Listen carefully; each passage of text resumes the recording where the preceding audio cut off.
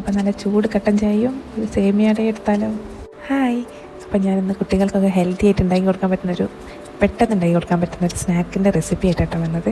അതെ, സേമിയ പഴ അട, അങ്ങനെ ഒരു പേരിടാട്ടോ നമുക്കിതിന്. ഞാൻ ഇതിന് വേണ്ടി എടുത്തത് 200 ഗ്രാം സേമിയാണ്. വറുത്ത സേമിയാണ് കേട്ടോ ഞാൻ വാങ്ങിയത്.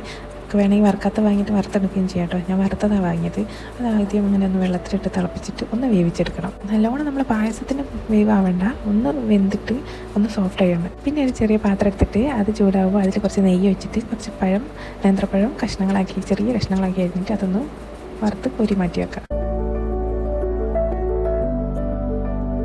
വേറെ ഒരു പാത്രത്തിൽ കുറച്ച് വെള്ളം ഒഴിച്ചിട്ട് 2 ആണി ശർക്കരയുണ്ട് ഞാൻ എടുത്തത്. മധുരത്തിനനുസരിച്ച് നമുക്ക് പിന്നെയും ചേർക്കാം കേട്ടോ. വേണമെങ്കിൽ നമുക്ക് 3 or 4 ഒക്കെ എടുക്കാം കേട്ടോ. 2 എടുത്തപ്പോൾ പാകത്തിനുള്ള മധുരമാണ് കേട്ടോ. ഒന്ന് മധുരം കൂടുതലായിട്ട് നിൽക്കണമെങ്കിൽ ഒരു 3 ആണി എടുക്കാം. ആ ശർക്കര ഒന്ന് തിളച്ച് അലിഞ്ഞ് വരുമ്പോൾ അതിലേക്ക് നമ്മൾ ആദ്യം വറുത്ത് വെച്ച പഴം ചേർത്ത് കൊടുക്കുക. എന്നിട്ട് നമ്മൾ വേവിച്ച് വെച്ച അട ഉണ്ടല്ലോ, അത് കുറേശ്ശെ അതിലേക്ക് ചേർത്ത് കൊടുത്തിട്ട് അതൊന്ന് ഇളക്കി യോജിപ്പിക്കാം. അപ്പം ഇതിലിടുന്നതിനനുസരിച്ചിട്ട് ഇത് കട്ടിയായി വരും കേട്ടോ. അത് മൊത്തം ഞാൻ ആ 200 ഗ്രാം സേമിയ ഇതിലേക്ക് ഇട്ട് നന്നായിട്ട് മിക്സ് ചെയ്ത്, പിന്നെ അതിൽ കുറച്ച് വെള്ളം ഉണ്ടായിരുന്നു കേട്ടോ. അതൊക്കെ ഒന്ന് വറ്റിച്ചിട്ട് ഓഫാക്കി. പിന്നെ അതിൻ്റെ മേലെ ഞാൻ കുറച്ച് ഏലക്കായൻ്റെ പൊടി ഇട്ടിട്ടുണ്ട്. അപ്പോൾ നല്ലൊരു ഫ്ലേവർ ഉണ്ടാവും നമുക്ക്.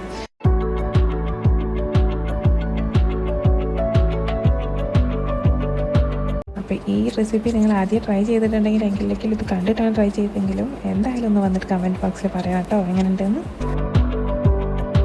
അപ്പോൾ ഇത്രയേ ഉള്ളൂ പണി. ഇനി നമുക്ക് ഒരു നാക്കില വെട്ടിയിട്ട് അത് നമുക്കൊന്ന് വാട്ടിയെടുത്തിട്ട് അതിൻ്റെ ഒരു ചെറിയ കഷ്ണങ്ങളാക്കുക. അതേപോലെ സ്ക്വയർ പീസാക്കിയിട്ട് അതിൽ കുറച്ച് നെയ്യ് തടവുക. എന്നിട്ട് ഒരു ചെറിയ സ്പൂണ് അതിലേക്ക് നമ്മളുണ്ടാക്കി വെച്ച സേമിയ അതിൽ വെച്ചിട്ട് ഇങ്ങനെ മടക്കി വെക്കുക.